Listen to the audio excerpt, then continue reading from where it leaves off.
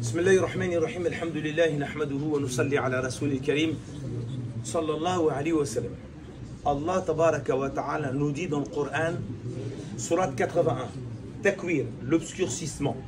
Allah ta'ala nous dit, quand le soleil sera obscurci et que les étoiles deviendront ternes et les montagnes mises en marche et les chamelles à terme négligées et les bêtes farouches rassemblées et les âmes accouplées et les mers allumées et qu'on demandera à la fillette enterrée vivante pour quel péché a-t-elle été tuée, et quand le ciel sera écorché et la fournaise attissée et le paradis rapproché, alors chaque âme fera ce qu'elle a apporté.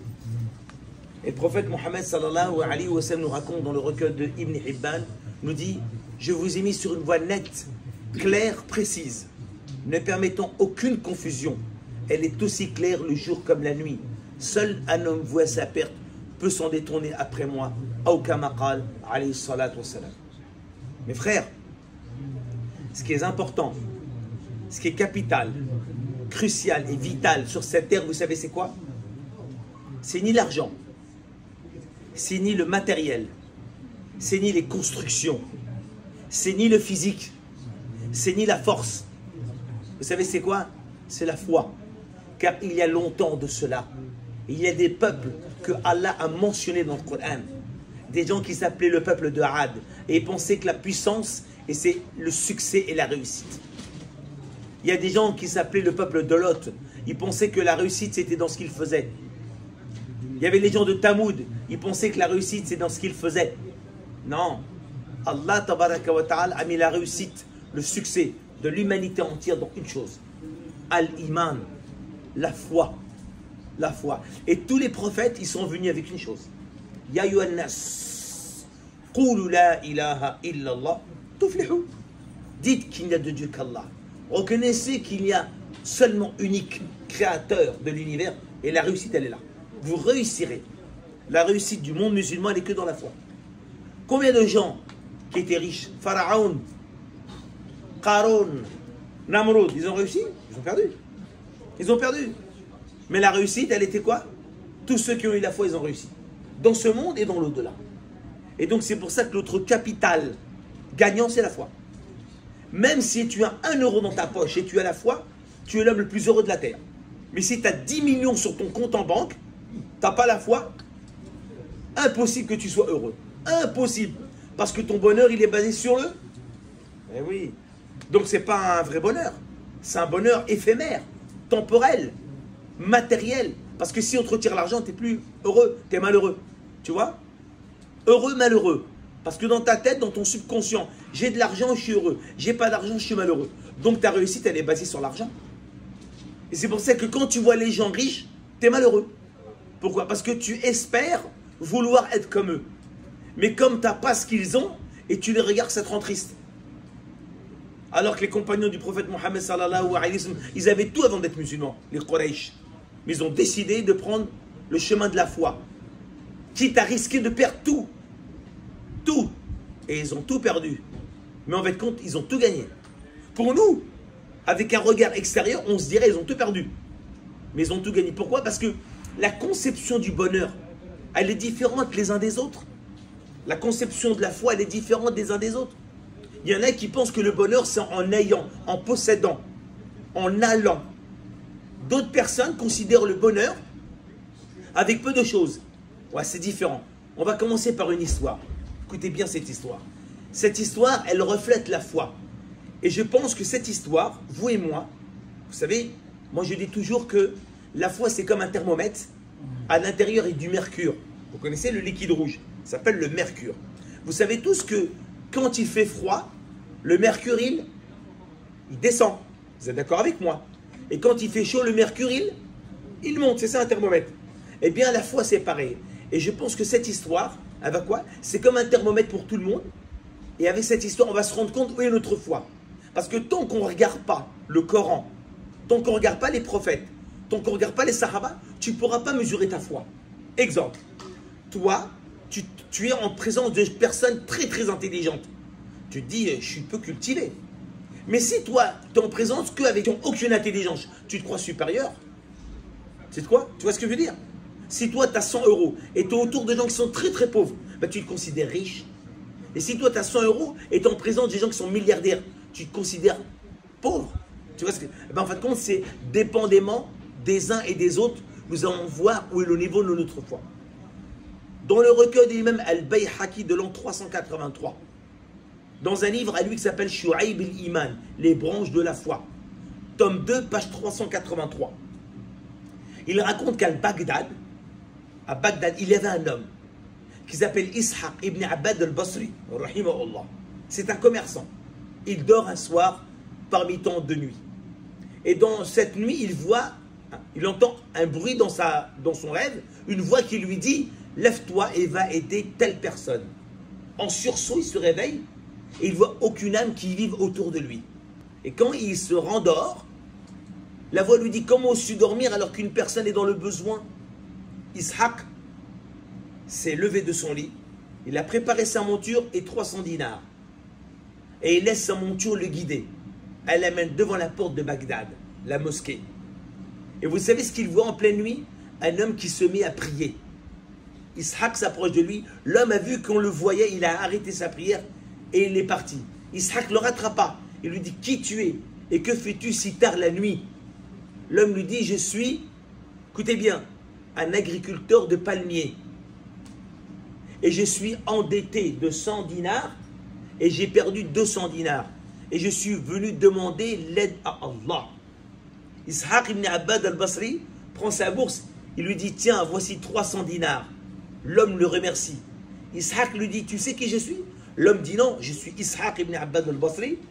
Tout le monde me connaît, je suis commerçant. Si demain tu as besoin de quoi que ce soit, accrochez-vous, hein, accrochez-vous. Si demain tu as besoin de quoi que ce soit, n'hésite pas, je serai à ton service. » L'homme lui dit « Qu'Allah te fasse miséricorde. Si demain j'ai besoin de quoi que ce soit, je frapperai à la porte de celui qui t'a réveillé la nuit et qui t'a ramené vers moi. » Ça s'appelle quoi ça? Si ce n'est la foi. Voilà. La prochaine fois, si j'ai besoin, je frapperai à la porte de celui qui t'a réveillé et qui t'a ramené vers moi. Mon risque, il est entre les mains de qui, mon risque? Il est entre les mains de qui, mon risque? Entre les mains d'Allah.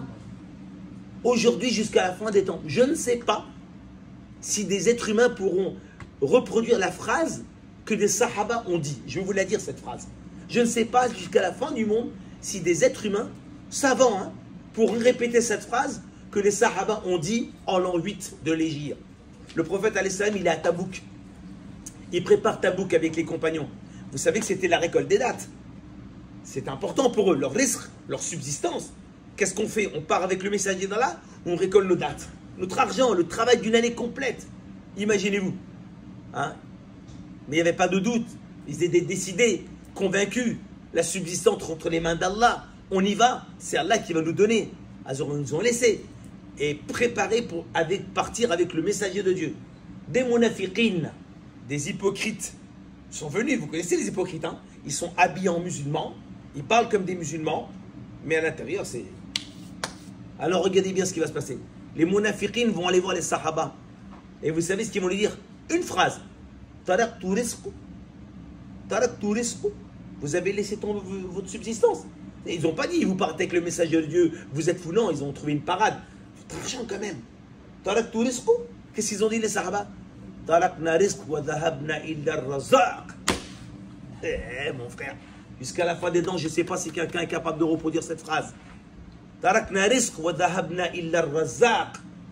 C'est ça la foi. C'est ça qu'on a perdu. C'est ça la richesse de l'être humain. Pourquoi ils ont gagné les Sahaba? Pourquoi ils étaient victorieux toute leur vie? Pourquoi Allah les a élevés? Pourquoi Allah les a honorés? Pourquoi dans le Coran jusqu'à la fin des temps il a marqué radiyallahu anhu?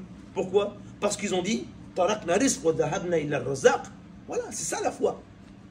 C'est ça, Allah il a élevé des hommes qui avant d'être des Sahaba, imaginez-vous, enterrer leur fille vivante, tourner tout nu autour de la Kaaba, adorer plus de 360 dieux au Lat, aux Aqobal. Mais quand ils sont arrivés à leur niveau, ils sont revenus, Allah leur a donné. Allah il a dit, il les a élevés. Et pour certains, avant de mourir, Allah leur a dit, toi tu es au paradis, toi tu es au paradis, toi tu es le paradis. Ashra mubashirin al-jannah. Imagine-toi, Allah t'annonce la bonne nouvelle, tu vas au paradis, tu es encore vivant. Imagine-toi, imagine-toi. Et nous, on n'a pas notre chance. On n'a pas notre chance. On n'a pas notre chance. C'est ça la foi. Je donne une deuxième histoire de la foi et on clôture. Dans le recueil de l'imam al-Bukhari, un compagnon du messager d'Allah sallallahu alayhi wa sallam, Hussein ibn Hudayr, ne l'oubliez pas. Nous peut-être on ne connaît pas. On connaît Abu Bakr, Omar, Talha, Zubayr, mais Hussein ibn Hudayr, il est chez lui.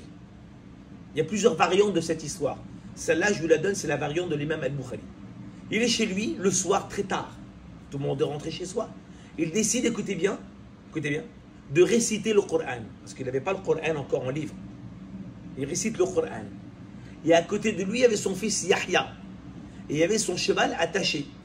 Parce qu'il avait stocké ses dattes dans son hangar. Ses dattes, sa récolte. Il avait sa monture attachée, son cheval.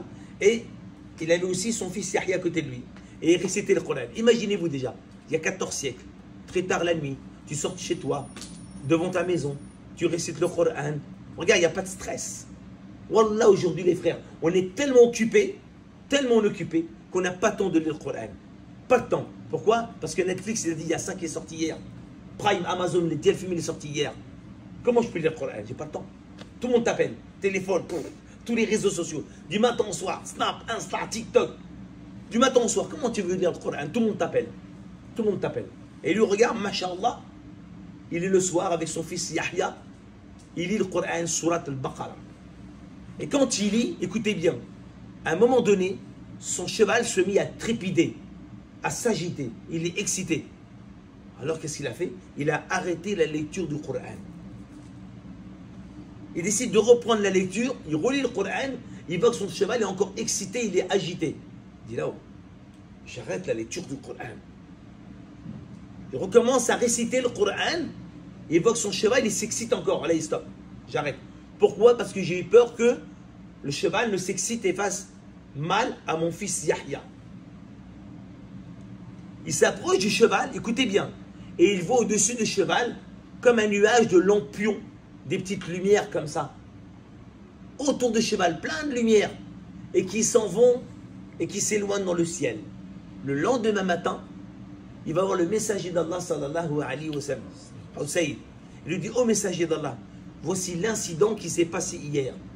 Et le prophète alayhi salatu wa sallam lui dit, Hussein, la prochaine fois, n'interromps pas la récitation du Coran, car ce sont les anges qui sont venus écouter ta récitation.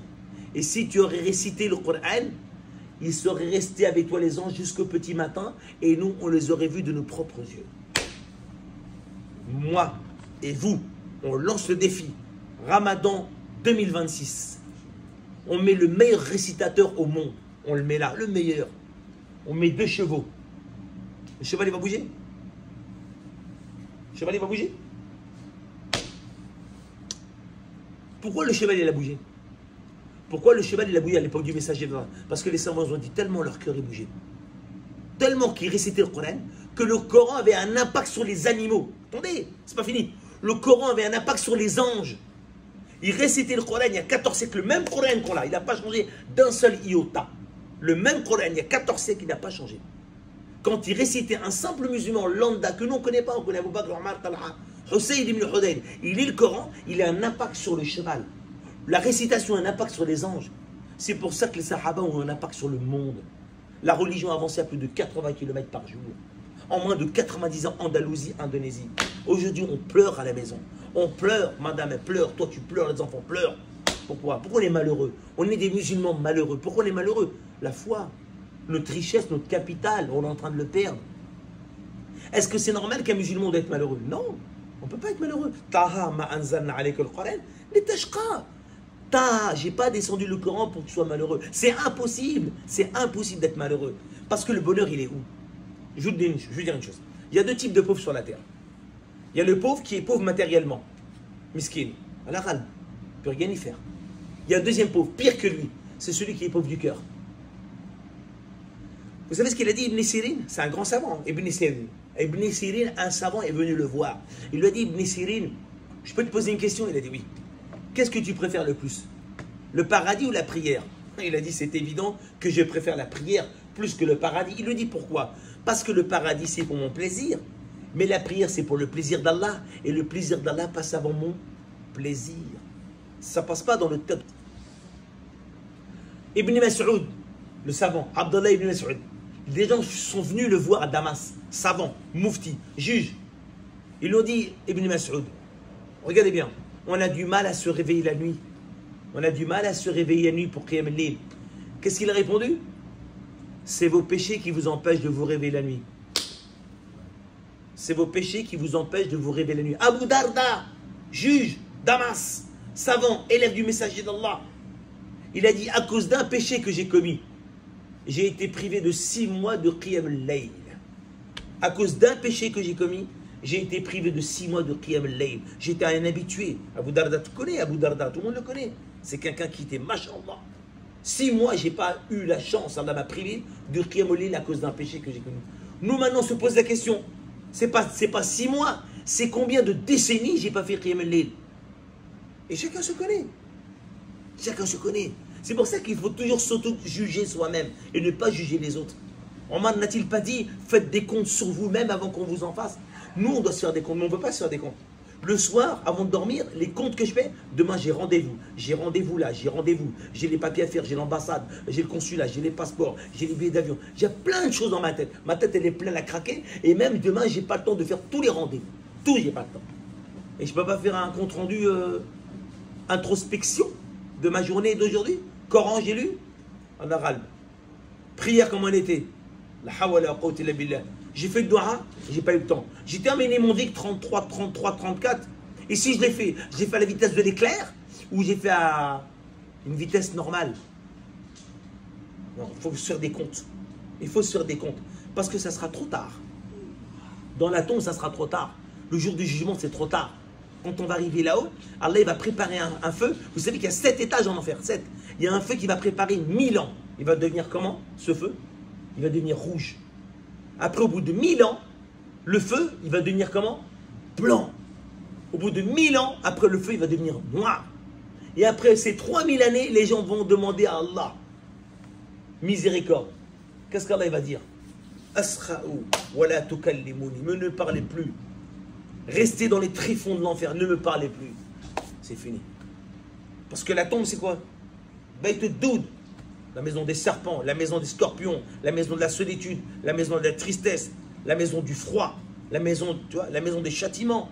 Ça, on ne veut pas reconnaître qu'il y a un enfer terrible qui attend là-haut. Un jugement, un tribunal. Tout ça, c'est des vérités. Le feu de l'enfer, on l'oublie. On dirait que le feu de l'enfer, c'est, j'y pense que quand je suis à l'hôpital et j'ai un cancer du pancréas. La mort, elle est tous les jours dans la mosquée. Tous les jours, on voit des morts. Mais on est enjolivé par la vie. Parce qu'Allah l'a mis, il l'a dit dans le Coran. Qu'est-ce qu'Allah a dit dans le Coran? La course aux richesses, ça vous distrait. Où nous sommes distraits. Et ce verset, il est pour tout le monde, hein, musulmans et non musulmans. La course aux richesses, ça vous distrait. Nous sommes tous distraits. Tous distraits. Et combien les sahaba? Pour ça, le prophète n'a-t-il pas dit? Rappelez-vous de la mort. Rappelez-vous de la destructrice. Celle qui détruit les péchés, celle qui détruit les envies, les désirs, les loisirs et les plaisirs. Et Shaitan, il nous a comment? Ouais, moi je fais pas de péché, moi. Moi je fais pas de péché, toi tu fais pas de péché, pas de péché. Mais tu crois qu'on arrive dans la porte du péché en tapant la porte? Non, on n'arrive pas dans le péché comme ça. On commence par la porte des hawa. On commence par la porte des désirs et des loisirs. Bien sûr, je vous donne un exemple. Abu Bakr radiyallahu anhu, qu'est-ce qu'il a dit? Il a dit une phrase magnifique. Abu Bakr, il a dit, Shaitan a dit, ahlaktuhum bidhunub. فأهلكني بالاستغفار فلما رأيت ذلك أهلكتهم بالهوى فهم يحسبونه أنهم مهتدون فلا يستغفرون. C'est tout, la vérité. Iblis, qu'est-ce qu'il a dit, Shaitan? J'ai détruit les humains avec des péchés. Ils m'ont détruit en demandant pardon à Allah. Quand je me suis aperçu de cela, je les ai détruits avec les plaisirs et les envies. Ils ne sont pas rendus compte, alors ils n'ont pas demandé à Allah. Et vous n'avez pas remarqué? Quand tu fais un péché, tu demandes pardon. Mais quand tu es dans les hawa, dans les envies, tu ne fais pas. Tu ne te rends pas compte, tu ne te rends pas compte que tu es à la porte du péché. Parce qu'on ne rentre pas à la porte du péché comme ça, on commence par les hawa. Tu penses que tu vas tromper ta femme comme ça? Non. Avant de tromper ta femme, d'abord tu vas sur les réseaux, tu commences à tchatcher, tu commences à discuter, hein, tu commences à rencontrer. Après, tu fais ta bêtise grave. C'est pareil. C'est pareil. Shaitan, qu'est-ce qu'il dit? J'ai détruit les êtres humains avec les péchés. Mais ils m'ont détruit en demandant pardon à Allah. Adam et Hawa, ils ont demandé pardon à Allah. Ça l'a détruit, Shaitan. Quand je me suis aperçu de cela, alors je les ai détruits avec les envies. Hawa. Ils pensaient qu'ils étaient guidés. Alors ils n'ont pas demandé pardon. C'est comme ça qu'on commence les péchés. Et vous savez, le ramadan, c'est la saison des quoi? Hassanat. Et l'été, c'est la saison des quoi? À vous de deviner. C'est la saison des quoi? Si le ramadan, c'est la saison des Hassanat, l'été, c'est la saison des quoi? Vous avez trouvé le mot. Donc c'est pour ça, mes chers, il faut doublement serrer les boulons. Il faut serrer les moulons et il faut mettre quoi? De la soudure pour pas que le boulon il se dévisse. Il faut bien serrer les boulons l'été. Il faut serrer fort les boulons. Il faut mettre des freins dans les yeux, freins dans la bouche, freins dans la langue, freins dans les oreilles. Il faut mettre des freins dans les pensées. Personne de nous personne n'est invincible. On est tous faibles. On est faible. Donc on demande à Allah, mes chers frères, Inch'Allah, c'est pas parce que c'est l'été qu'on ne reste pas des adorateurs comme il est demandé. C'est pas parce que c'est l'été qu'on ne doit pas évoluer dans l'adoration d'Allah Ta'ala. Shaitan, il ne va pas nous avoir. Il en a eu des Qaroun, des Pharaons, des Namrud. Nous, on est faibles. Il peut nous avoir. Il peut nous avoir. Bien sûr, on n'est pas infaillible. Mais il faut être attaché au lieu de culte, attaché à la mosquée, attaché avec la Ummah. C'est ça. C'est pas pour rien que la Ummah, Allah, il a parlé de la Ummah. Parce qu'Allah, il voit un intérêt dans la Ummah. Parce que c'est la Ummah, c'est l'union. Alaykoum bil jama'a. Restez en groupe. Car le loup ne mange que la brebis écartée du troupeau. Inch'Allah, binillah. Subhanakallah bihamdik, nashhadu an la ilaha illa anta astaghfiruka wa atubu ilayk.